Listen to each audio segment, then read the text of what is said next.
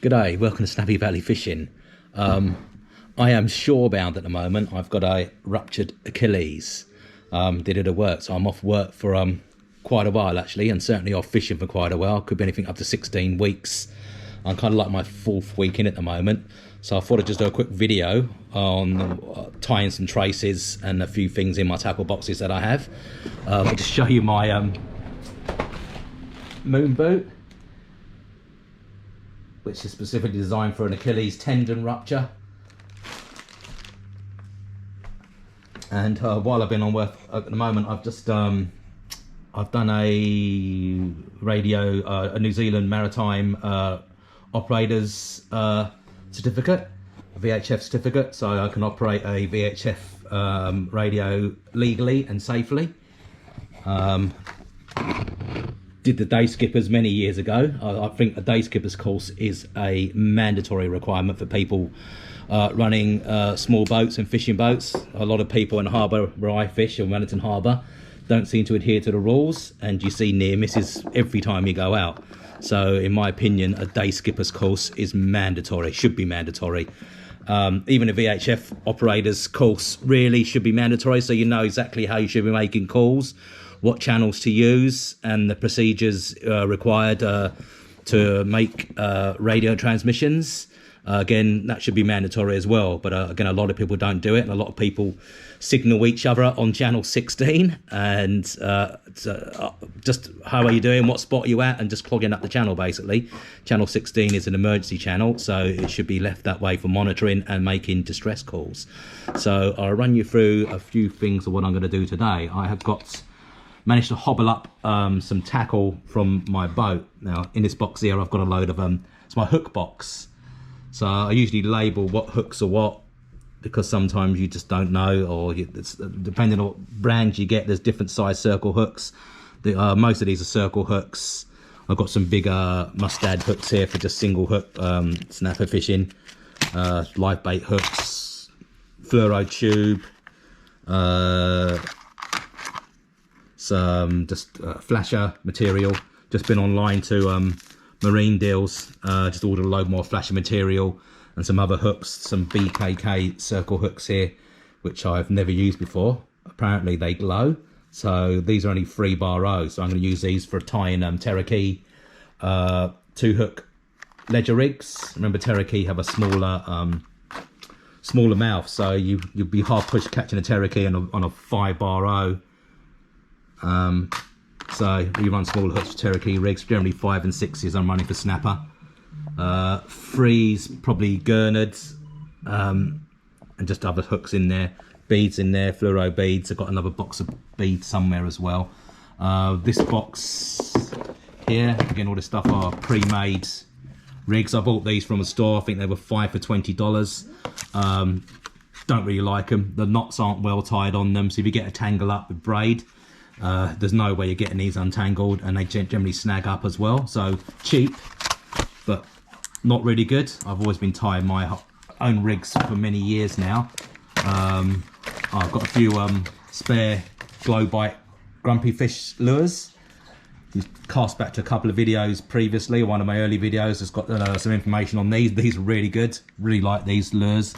And I've got spare hooks and parts for the glow bite stuff as well.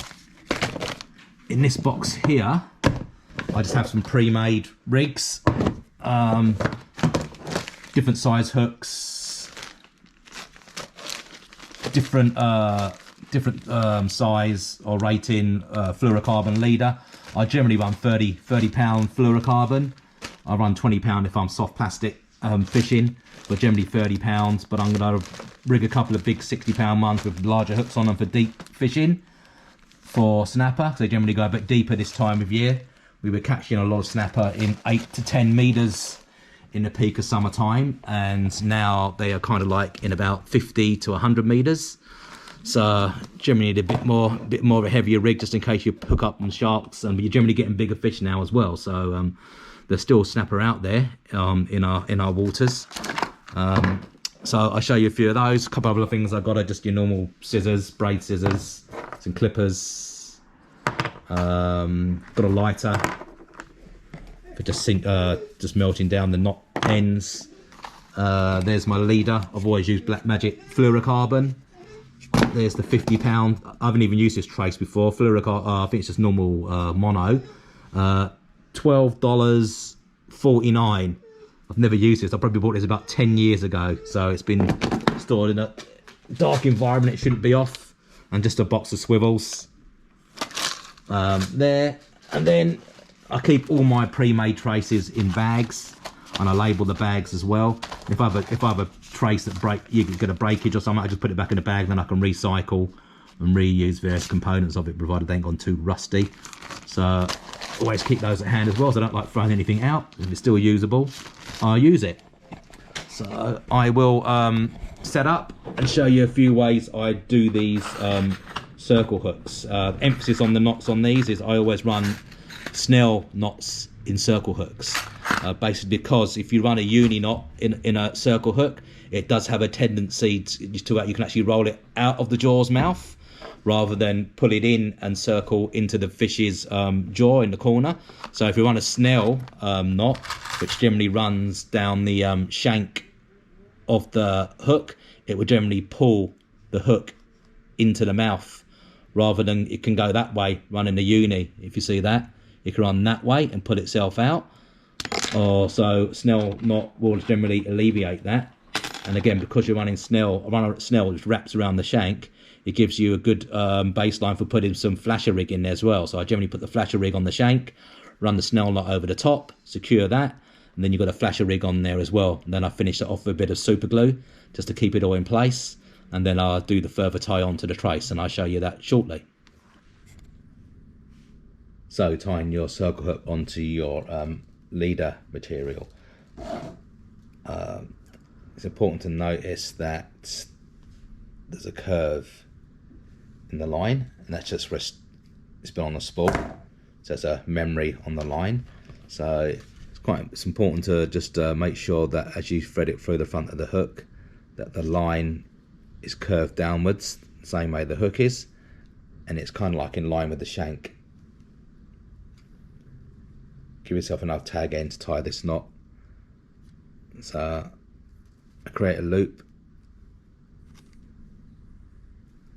and then I am pinching tight at the eye. Then I just start doing some winds round the shank.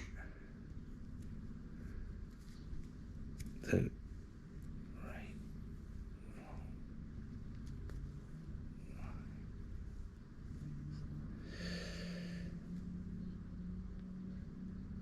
probably about 6 or 7 for a hook this side, and I've just fed the twines down the shank there. Once we've got our wraps, we just thread the tag end through the loop, and I generally just put that in my mouth, forgive the mugshot, and then switch hands to what's holding the loops in place, and pull on the main line. Keep it nice and tight, just seed it through nicely.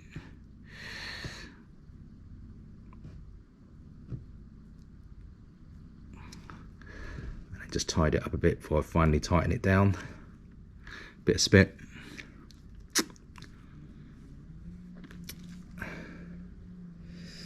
And that is our snail knot. So if you look again now, the hook is on the same plane more or less with the curve of the line. And I show you that I just snip the tag end off.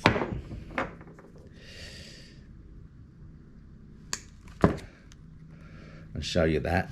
So when a fish comes to grab this, obviously the circle hook works this way, so the fish comes to grab it and the circle hook circles into the fish's mouth, but it's also in line with the line as well.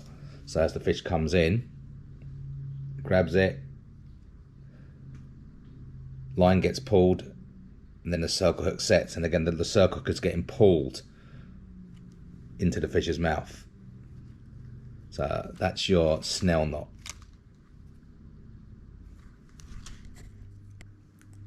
So now to tie the hook with some flasher material. So I've already cut some off I kind of lick it first to keep it all together.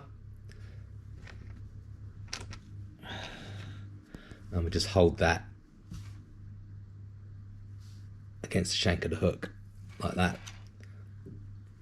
And again, just going up through the eye.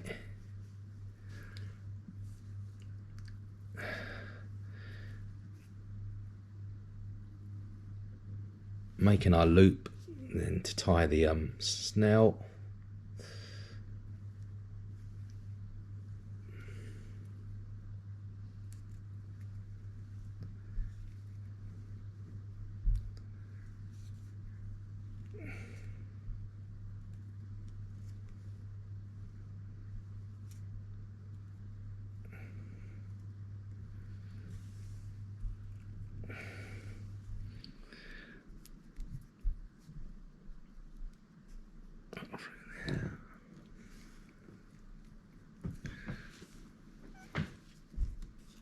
Hold the line, hold the knot tight.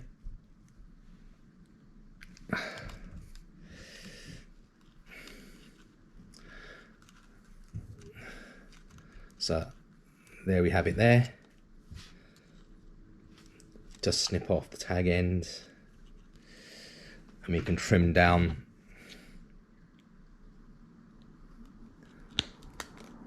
some of the unwanted fluoro, make it look a bit tidier.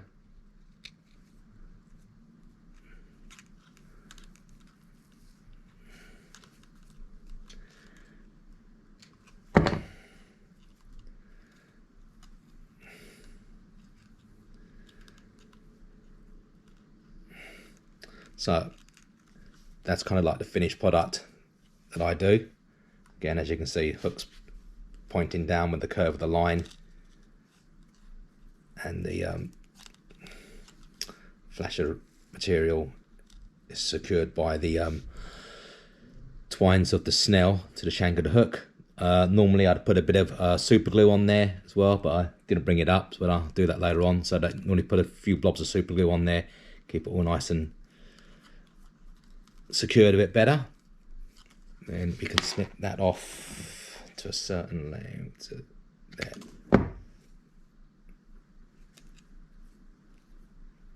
So that's what I have there. Now to tie this to the trace, the main line of the trace. So I'll pull off some trace material again. Yeah.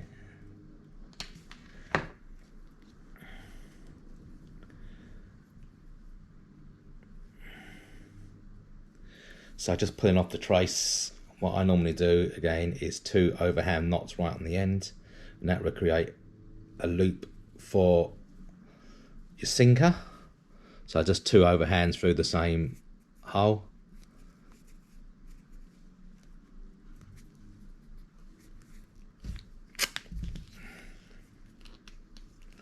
Like that, and you've got a loop there. So you can just thread that through your sinker, and you can quick change the sinkers quite easily without having to retie knots. So, got my trace, main trace line and my hook line. Now what I do with this, I would generally get some fluoro tube, generally a contrasting colour to the flasher I've put on. So I've put like a fluoro orange on there, so I'll use some green fluoro.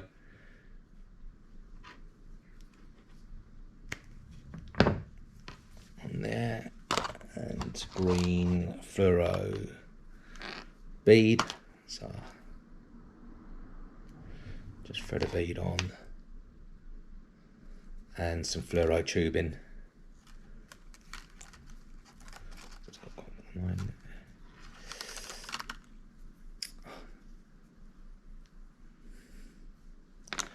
Tubing came off, so I put that back on again.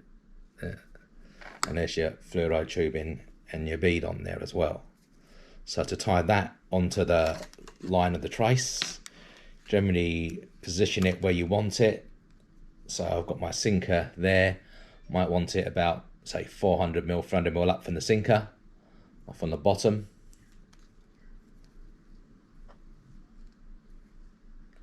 So I've got it positioned there. Then all I do for this is just 2 overhand knots through the same loop again. So I've got my main line that goes to the swivel attached to the main line of your rod, and I've got the tag end of the hook I've just tied, and I just do a loop here,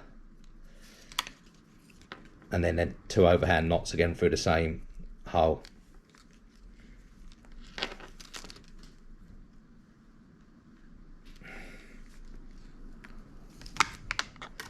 Once they're through, just kind of feed it down with your hand first. And then once you get down to the bottom, you can start tightening up. So you're going to need to tighten up 3 locations. So main line and the main line, and then the main line and the hook line. Be careful with this, because when you would do the hook line, just make sure you pull it and be careful your hand don't slip back down and hook yourself. Just be careful of that. And then that's we have there. We can trim off the tag end now. That's generally I might give that a bit of a burn with a lighter.